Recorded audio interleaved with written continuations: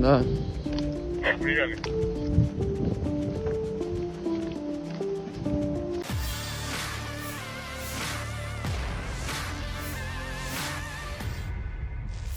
nasib naas lagi-lagi menimpa angkatan bersenjata Ukraina kali ini.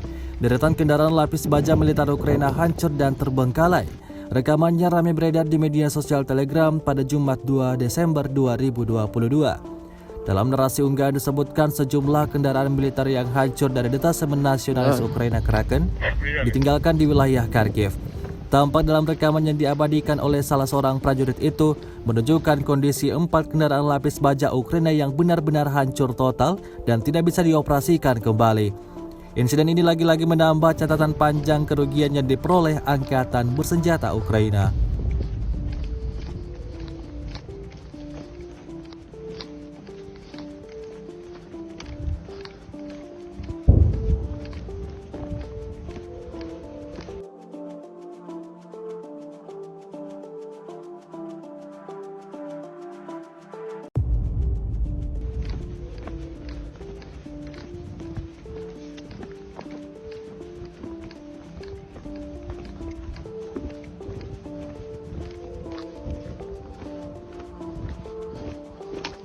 Rusia melaporkan secara total 334 pesawat Ukraina dan 177 helikopter, 2.592 kendaraan udara tak berawak, 391 sistem rudal anti pesawat dieliminir sejak awal operasi khusus.